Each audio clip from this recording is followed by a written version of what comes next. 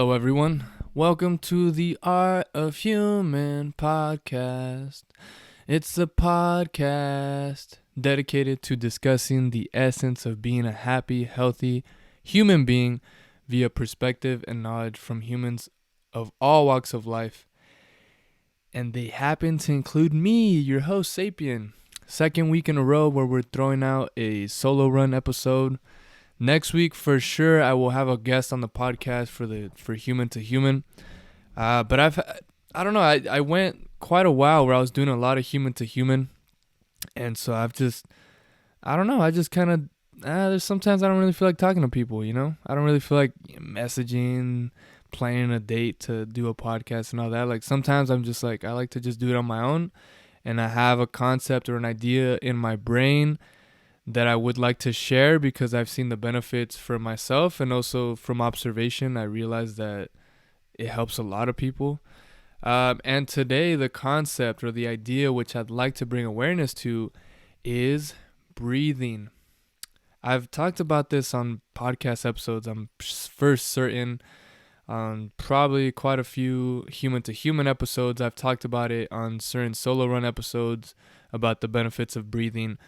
But for sure, today, on I believe today's August 17th, I am the most aware with regard to my breathing practices, and I have the most experience I've had since I started, because I started practicing, like really practicing my breathing. I'd probably have to say it's been at least like since the start of quarantine, like since probably about quarantine, March, April. That's when I really started getting more into the breathing, and I'm like, shit, man, like why is there not enough awareness with regard to breathing? Like why are we not teaching like people in middle school, high school, like, hey, like you should be breathing from the diaphragm. You shouldn't be breathing from the chest, because if you breathe just from the chest, well, first off, you're only utilizing a very small portion of your lung capacity, maybe like a third of your full lung capacity. Because and also just a heads up for this podcast, if you're listening to the audio, I'll try to make it really great for you guys too. But for sure, the visuals, if you do watch the video on YouTube, that'll probably be helpful for this episode because it will be on breathing. I will be using my body as a reference for certain things.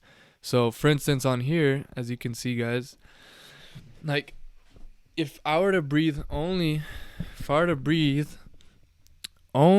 from here, from the chest, you can see that I'm missing a lot of this. So you can imagine your lungs look like this, right? It's like for people on the audio only, I've got my hands and I've got like my fingertips kind of going towards my neck. And then as you see, like if you could imagine, guys who are only listening to audio, if you get your two hands and you put them on your chest, as your fingers are narrowed towards the top, and then your hand gets wider and wider as you go down. So I would say that's very similar to how your lungs are. You've got like the small patch towards the top, and then they progressively get bigger. And of course, I sometimes forget that they're three-dimensional. So not only are your lungs in the front, but they also go like towards the back. So it's like it's your entire like torso where your lungs are at, and it's three-dimensional. So like they're big. And if you're only doing it from the chest part, you're neglecting a huge portion. And then especially when you consider that it's three-dimensional, then you're like, holy shit, I'm really missing out on like the bulk of it. Because, right, it gets bigger as it goes lower. And so I guess that's kind of the way I wanted to start off the podcast, was just talking about what is proper breathing, like just the most basic part. Because I know that in our society, you occasionally hear people tell you like, oh, take a deep breath. Like take a deep breath, right? Like we hear that all the time, which is a fantastic recommendation because obviously I think breathing is fantastic. But that is not enough in order to really help someone in the long term, in my opinion.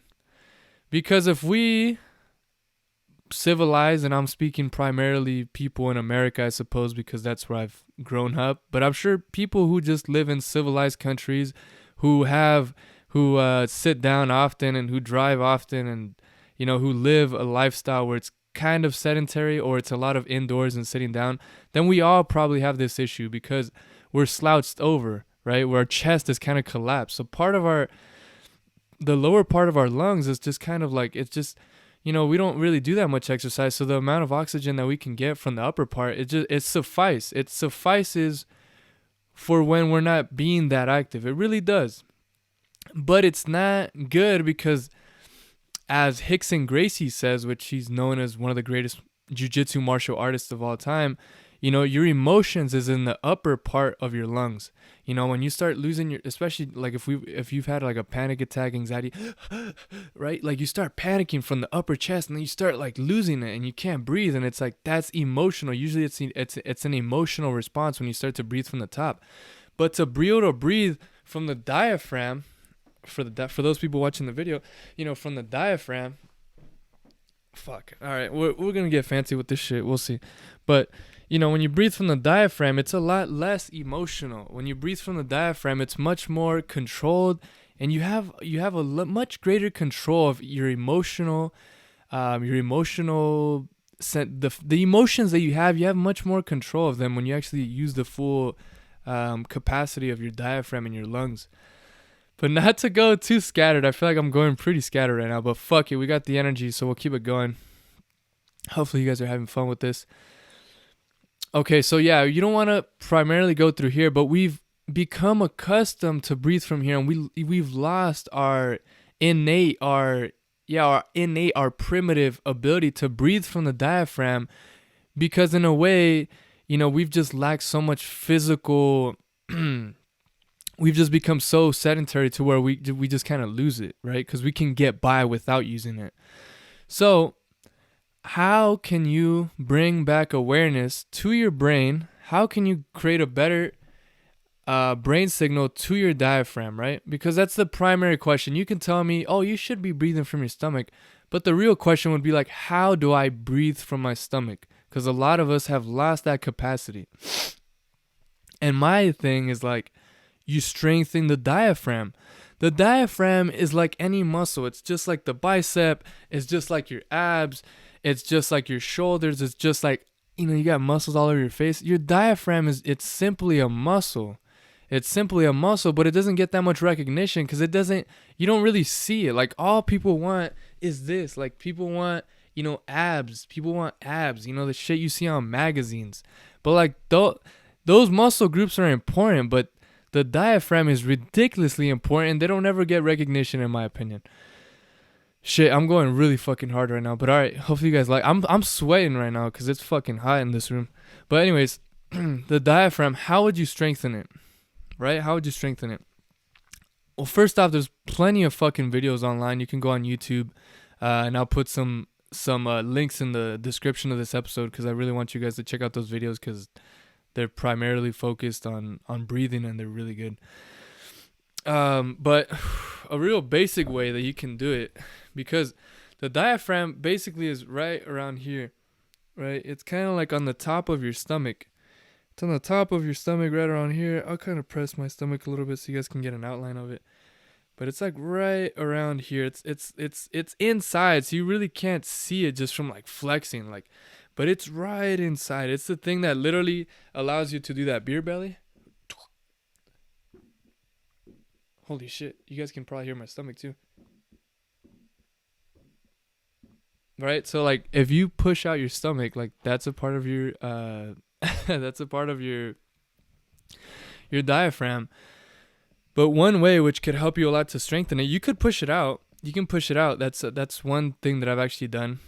But another great way, which you could really, really, really just focus on that muscle itself, is to do this. Check it out. So what I'm going to do is I'm going to take 5 breaths, right? 5 breaths, inhale, exhale. I'm going to inhale my full lung capacity, and then I'll exhale, but without actually putting effort to push out the air. I'm just going to let as much air as I want as is going to come out naturally. So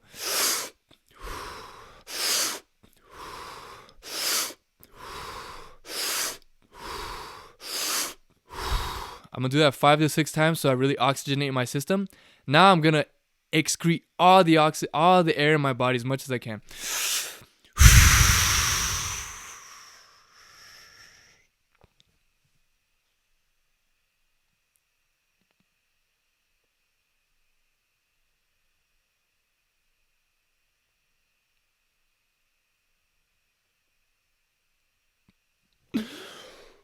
Whew. We sweating up in this bitch. So for the so for those who are not watching the video, I would have to tell you what the fuck's going on. You're probably lost. But yeah, I did the inhale, max capacity inhale, then exhale whatever naturally comes out to really oxygenate my system. Once I did that, then I exhaled everything that I could. And if it makes you look a lot leaner when you do it, because you're literally getting out all the air. So you could imagine it's like if someone like literally just squeezed you, it really just kind of, it just really kind of tightens your whole body. Once you excrete everything, then now you can pull in your stomach. And when you pull in your stomach, it'll literally be that diaphragm muscle. And you'll be completely focused on that diaphragm muscle because you've excreted all the air. Fuck, man. I'm going pretty hard right now. Hopefully some of this is bringing value. I know I'm kind of going off the top. Maybe this will just be a test run. I don't know. We'll just fucking see. You'll see after when you watch the video. If I'm saying this shit, well, I guess you got the first take. If I take another second take, well, I guess you will never know. Yeah, guys. So all right. So just to keep you, I'm going like really hard right now. Just to keep you, everybody, keep it on the same page. We're only 11 minutes in. I guess it's not too bad. So we've gone through proper breathing, which is breathing from the diaphragm. We modern day humans, especially if you're civilized and you live a fairly sedentary lifestyle, we've adapted to just breathe from the chest, which is only about a third of our lung capacity, which is not really great. And I've also described how the upper part of your chest, the upper part of your lungs, is more of the emotional part of breathing, which you don't want. If you're freaking out, you don't want that emotion to cultivate more and more, and then to a point where you could pass out. So upper breathing is emotional. Especially this is important if you're in a situation where you're in a competition, if you do a sport, or if you're just in a life situation where it's just something bad is happening. Someone breaks into your house. You just got into a car accident. You get into a car accident and now your car's stuck in the middle of the freeway. You don't need to be freaking out. As I've mentioned in the previous episode, the subconscious or the emotional part of us is the illogical part. So when you have tremendous emotion, overwhelming your system, you're not going to be logical. And when you're in a situation like that, like being stuck in the middle of the freeway or being in a life or death situation, you want to be the most logical possible, right? You don't want to be illogical in that situation. Otherwise, there's a higher chance you're going to die, or the people around you are at a higher risk, especially if you're needing to take care of like a little child. Whew. So yeah, we've gone through that. Upper part of the lungs is the kind of emotional type of breathing. And now I've gone through one way in which you can strengthen your diaphragm, or really two ways, which is pushing out your diaphragm, which is doing that beer belly, just pushing it out, right? You want to relax the rest of your body. When you're doing this, you're not tightening your core. You're literally being as relaxed as possible, keeping your shoulders in a good position, sitting down on top of your glutes, or if you're standing up, just make sure to have good posture, have your pelvis tucked in under you, have your shoulders in good position. Your stomach, you want it to be really relaxed. You want to push out your stomach, or like I said, you can pull in your stomach without having to excrete the air. But to excrete all the air in your body, it really helps to emphasize specifically the diaphragm. Okay, guys, so we've gone through what proper breathing is. We've gone through a couple methods of how to strengthen your diaphragm and really just to build awareness with that muscle group, because I'm actually going to show you guys another quick little breathing exercises, but I think to strengthen your diaphragm is probably one of the most crucial things, because if you don't strengthen the diaphragm, then you're not going to have that body awareness. Especially there's, a lot of us, including myself, I lost the innate ability to actually breathe from my diaphragm. So all my breathing, even if it was very meditative, it was from the upper part of my chest, which you don't really get into, in my opinion, I never really got into too deep of a meditative state when I only breathe from the upper part. But now that I've strengthened my diaphragm and I've learned how to breathe from the diaphragm, so I can do a lot of different techniques and I have a lot more awareness with my body, I am able to get into a much deeper meditative states than any time in the past. So, it's just like, this is the most rudimentary thing. What can you live without Like let's talk about it. Like food, you can last what? Like you can last weeks without food. Weeks. Now water, you can last a few days. Now air or oxygen or simply breathing, you can't go more than a few minutes. So why is it? And then if you want to go to what came before food is shelter, because let's just suppose that you do need shelter to protect yourself from external forces, right? Via the environment, animals, blah blah blah. So shelter, food, water, and then breathing. If breathing happens to be the most rudimentary thing to survive, then why is it that our society, in my observation, my opinion, that we do not put a big emphasis on it? We do not have, at least from my experience, and don't get me wrong, I didn't do a ton of research to see, do they teach breathing in high school? I didn't do that. I didn't go and check how often, but just from my own observation, which you guys can determine whether it's accurate for you too. But I feel like in society, California, United States, that there's never really been an emphasis on breathing. There's a market for hospitality, which is like shelter. There's a big market, apartments, homes, hotels, etc. There's a big market for food, a lot of big market for food. There's a big market for water, but there's not much of a market for breathing. And if you think about it, what's the most important part? What's typically the most important? Well, not even typically. I feel like most of the time, I don't like to talk in absolutes, but most of the time, what's the most important thing in almost anything? It's the most fundamental thing. It's the most rudimentary thing. When you build a house, when you build a building, the most important thing is the actual foundation, the bottom.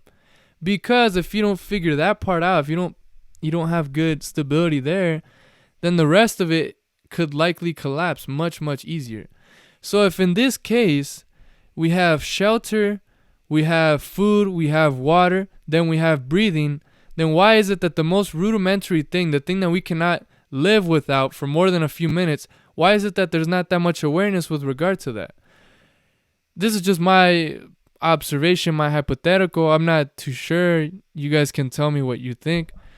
But I think that if society were to put a big influence on breathing, then a lot of these businesses, a lot of businesses, aka the medical industry, the pharmaceutical industry, all these types of businesses would lose business. They would lose money, because if people were to learn how to breathe really well from the diaphragm and learn how to meditate, and it's pretty basic stuff. It's not that complex. If people were to learn how to breathe, I think all of a sudden everybody in society would become significantly healthier, significantly more aware with regard to themselves, and more emotionally stable, to where society there wouldn't be as much ways to monetize off of people.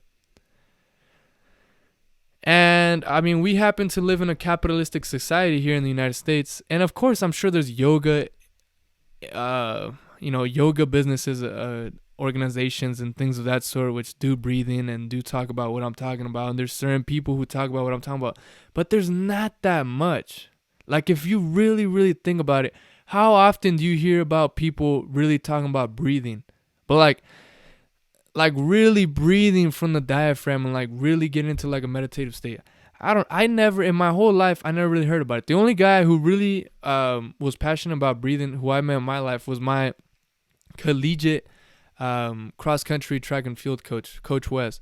He would talk about breathing, and he would tell us that you had to breathe from the stomach, and it had to come from the stomach, right? The diaphragm. He was pretty much talking about the diaphragm. But the thing with that was that I think my coach was just so naturally talented with this. He didn't have to. I went through the real struggle of like lacking ability to breathe from the diaphragm for pretty much my entire life, and then just recently learning through watching a lot of videos and by just practicing a lot. I think for him, this is just my thought, my inductive reasoning, but I think for him, he just naturally always had his diaphragmatic breathing. So when he tried to teach us, when he tried to teach me and my other teammates, he didn't really have too many ways of trying to teach us. He would just say, "Oh, you got to breathe from the stomach." he never taught us about ways to strengthen the diaphragm. At least I don't recall. And I love Coach West, and I'm so grateful for him. And, as I'm going on my spiritual journey, I reflect on him, and he was talking about so much of the shit that I'm into now. Breathing, visualization, just a lot of shit. And this guy has a crazy, insane capacity for visualization and things of that sort. Shout out to Coach West. I don't know if you ever watched this, but the homie. I've never called him that in person, but Coach West, you the homie. But yeah, guys, and I'm not a cynical person. Like, I'm really not. It's just I'm coming to the realization, and I apologize, it's kind of going off topic, but just, this is the Art of Human podcast. We might as well talk about it. I feel that, and I've come to more of this realization as time has gone on, is like money plays such a huge variable in our society, and really just in any society. And I think it really takes away from some of the most profound, deep, loving, positive emotions. The idea of money takes away from so much artistic value. You had someone like, for instance, Logic, which is one of my favorite music artists. In his most recent album that he just released not too long ago, a couple weeks ago, he talks about how he's retiring from the game of rap and really just being a famous music artist because the industry takes away. I'm not going to blame it on the industry, but in a lot of ways, like all these, like, signing contracts and, you're not able to do this, but you can do this. And okay, you have to wear this, you have to wear that. And like, okay, like, it's like when you have all this amount of structure, which is really built for money, which I'm not saying is money's inherently bad. I'm not putting ultimately the blame always goes on us. The responsibility, the only reason we're in this situation that I'm even talking about is because we've created this system. But I think whenever you have too much, the money gets too much involved, you start to neglect what I would believe to be the most important thing, which is to be happy, to share love, to be compassionate, to be creative, to be expressive, to be able to express yourself freely. When you have money in the equation, it really takes away from the beauty, the art, the essence of what I believe it is to be human, which is to be creative, which is to be loving, which is to be compassionate, which is to be kind, which is, to push our creative capacity to the next level.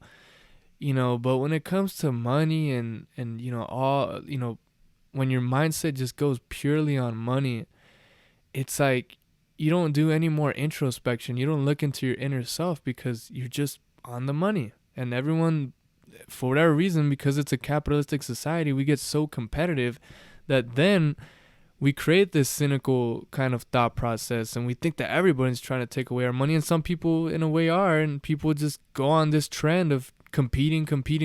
What's my competitor doing? Oh, I better be doing more than them. And in all aspects, even when it comes to as an athlete, it's like, maybe for some people competition's good, but when your mindset gets so caught up on like trying to be better than someone else and like making sure that your opponent's not getting too far ahead of you, it's like, how much are you actually enjoying the craft? How much are you actually enjoying the craft itself? Like if you're a professional soccer player, if you're a professional this, that, like if you genuinely love the craft, but if you're spending all your time being preoccupied thinking about how far the competitor's going ahead of you or this or that, then it takes away from the beauty of the game, in my opinion. And this is you can see this in all aspects of life and society, sports, even when it comes to art. And art, would seem to be the one thing that you would hope for there not to be any type of like confinement, right? Because art is like the ability to express and to do something new and imaginary. But then you throw money into the equation, and it just becomes, the art form gets diluted, and it becomes more about just making sales, and it just becomes a reflection of what society is, instead of, people having their own kind of self-reflection and then giving out like a new perspective, instead of just oh, well, we're going to make a music based on this because, this is the type of shit that society seems to be projecting. And like, let's just project it right back at them instead of, consciously thinking and feeling it and reflecting on oneself to be happier, more happy, compassionate. You know what? Let me throw out something different to society, like a new perspective that would hopefully influence society to be happier, to progress forward, instead of just reflecting to society what they are. I mean, what's the growth in just, you know, I don't know. I'm just going kind of hard right here, but it's only 25 minutes, guys, and I'm really just kind of going off the top here. This episode started off as primarily being breathing, and but this is the art of human, man. We going out here, we're just talking. I've been reflecting a lot, and I'm just sharing my thoughts with you guys, and hopefully you guys find some value. But I mean, just to tie it all back, I mean, the reason I brought in society and all that was this whole idea that breathing doesn't have enough emphasis in our society, and it's like you'd have to think, like, why is it? And a lot of times I've got into this, thought process of thinking, like, why isn't there an emphasis on kids learning how to have proper mechanics and, kids learning how to have good form? And like, why don't we have more classes on like how to be compassionate? Like just very rudimentary things, like to be a happy, healthy human. Like, and I think a lot of times it goes back to money, that, like I said, this whole idea of breathing. And fun fact, I had a discussion with the homeless man about a month and a half ago, and it was a very great conversation. We actually ended up talking for we talked for like an hour, and it was like late at night. We talked for like an hour. I was at Stater Bros, and I came out, and I had a conversation with this homeless guy for a long time, and then towards the end, I said goodbye to him, and I actually had like a hair cutting machine in my trunk for whatever reason, and it was brand new, never used it, and I gave it to him because I was like, this guy could use it. Just a very like nice conversation. And then I had got in my car, we said bye, and then I was leaving, and he came back, right? It was like he came back to the car to like tell me one last thing kind of thing. And he said quite a few things, but the last thing that he told me was, he said, 99 out of 100 problems is money. 99 out of 100 times the problem is money. And he goes ahead and he gives me this little like emblem, right? It's like a little plastic, looks like I don't know if it came from a toy. And it was just like this silver plastic emblem that had the dollar sign on it. And it really resonated with me, and it was just such a great experience because it just really resonated with me. And I mean, that could be an entire podcast, all the things this homeless man told me. But very educated guy, went to school, got his master's, was working for a big company, traveled the world, a lot of countries, and he just so happened to be living in the streets. But I asked him if he was happy, and he said he was very happy, and he doesn't regret anything in his life. And so it just kind of goes to show, very, very, very cool experience. But yeah, like I said, I'm a big fan of Gary Vee, and he's definitely someone who's helped me a lot to have a positive outlook on society and life, because you can dwell in the negativity, and you could make your emphasis on having a pessimistic perspective. But I'd rather, what I've kind of been cultivating is like having an optimistic baseline perspective, right? Like emotionally I have optimism and I give out optimism. But I don't have like I have an optimistic perspective, and I think honestly most people, like my dad told me once, he's like 9 out of 10 people are good people, I genuinely think even if someone doesn't treat me well, and if someone's doing something like quote unquote bad or kind of evil, like I still think at the core they're good people. That's kind of my outlook. But yeah, I don't let the negativity, like all the things I'm talking about, money and all that. All right, so we just started another video. We lost the connection for a second. But yeah, like I was saying, I'm not pessimistic about the world or anything. I really think that most people are good, but I don't want to go too deep into that. That's like a whole nother thing. Um, there's a lot of things on my mind that I could talk about. Um, if anybody, anybody out there, if you listen to the podcast and you really want to be on the podcast and kind of join this conversation, that would be really wonderful. There was quite a few other things that I wanted to show you guys with regard to the breathing, but that really I want to just keep it to that. I want to keep it to the most basic. So if you take anything away from this with regard to breathing, it's check yourself. While you're breathing, like, are you breathing just from the chest? And if you are, feel your stomach. It's something so basic where you can just get your hands and just kind of dig into your stomach. You can massage those muscles because you have a lot of muscles in your stomach. Massage them. You can get a soccer ball. You can get any type of ball. You can actually lay on top of that ball and then kind of breathe into it and kind of fall into it. Loosen up that deep tissue, those tissues in there. And then those exercises that I told you guys, like pushing your stomach out and then, getting in some oxygen and then excreting all of the oxygen, all of the air out, and then pulling your stomach in and pushing it out. Those are fantastic exercises to build your awareness back with your diaphragm. Massage, push out, pull in. That thing that's really, really great just to build back that innate, breathing. And I think the benefits, to let you guys know the benefits of doing this and how it pertains to being a happy, healthy human, is because it gives you emotional stability. It allows you to make a very high anxiety moment you can alleviate that anxiety. You can alleviate that anxiety. It, like I said, because the upper part is more of the emotional type of breathing. When you get control of the entirety of the lungs, then you can definitely help to calm down any type of anxiety you have. So, in a lot of ways, it can basically help in any moment of your life. It can really help to put you in a meditative state and really help stabilize yourself, to make more rational decisions and to reflect a lot too. You can use it just to reflect. You don't have to be anxious. You can use breathing exercises to help you reflect and to kind of get a good perspective on yourself and, learn about yourself. Breathing is good for everything. My two recommendations, my two biggest inspirations for breathing have been Hickson Gracie. You can look him up. I mentioned him during the podcast. Known as the best jiu-jitsu martial artist of all time and one of the best martial artists of all time. And he's actually still alive. He's only about 60-something. And he has a particular way of breathing. And I'll put some links in the description.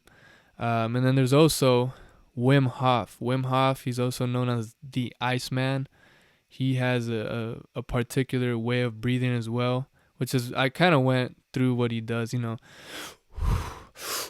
like the inhale all the way, and then you exhale just as much as it wants to come out. Wim Hof is a really great person when it comes to breathing, and he's done some tremendous accomplishments as a human. He's climbed like Mount Everest with just a pair of shorts and shoes and no shirt, because he basically, with his breathing, he's been able to control his body temperature, and he's able to sustain like insane temperatures, and he's totally fine, and he's able to persevere. And he's just an example of how much breathing can do for you. And there's a YouTube documentary where he talks about breathing. He believes that, the same way I was kind of saying this at the beginning, is like breathing is not something to get good at. Breathing, it does take it does take practice for sure. But realistically, breathing is not something that's like, oh my God, you have to train for like years and years to like gain anything from it. Like even just one session of breathing, it can do something really spectacular. And he believes that all the different things that he's done, submersed himself in like -degree water and like swimming in it and holding his breath for an extended period of time. Like he thinks that that's something that everybody can do. Like everybody. It's not like you have to be talented or anything like everybody can do it.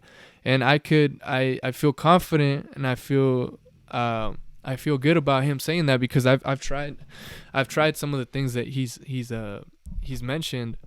For instance, doing that type of breathing, like the like he says, he's been on the Joe Rogan podcast. He says, like, if you do that for about 30, 40 times, what you basically do is that you supercharge your body with oxygen, and then you could actually hold your breath for an extended period of time. And if you do it like more so, then you get even a bigger capacity. And I've done that quite a few times now. And I did one session where I held my breath for 5 minutes, and I'm really not kidding. One of my friends was there too. Held my breath for 5 minutes. And if I did breathe, it must have been the most gentle type of breathing you could ever imagine, because I didn't perceive myself breathing. And, my friend was double checking my stomach and seeing that if it was moving or anything, and it didn't appear to be moving. So if I was breathing, it had to have been the most small type of, I couldn't notice if I was breathing or not. I don't think I was breathing. And I did it for about 5 minutes, and I was extremely shocked. The first time I did it, I got to about 2 minutes, then I got to about 3:30, and then that last one I got to 5 minutes. So it's pretty marvelous. The human body has a ridiculous amount of physiological potential, and I think because of the kind of sedentary or comfort lifestyle that we've developed, I think we lose a lot of it. But I think if we were to regain this kind of primitive ability that we have, I think that's a huge opportunity for happiness and finding emotional stability and finding the strength to really be able to operate in such a fast world that we live in. Breathing, mechanics, all that. Guys, it's been such a pleasure. It's been a very, very fun podcast. It didn't go the way I expected it, but I feel good about what I talked about. A lot of things that were on my mind. I hope you guys found some value. If you're tuning in, I appreciate you. Any type of feedback that you have regarding the podcast, it'd be marvelous. It'd be great. If you'd like to be on the podcast, theartofhumanpodcast@gmail.com, send me an email, or you can find me on Instagram, TAOH Podcast on Instagram.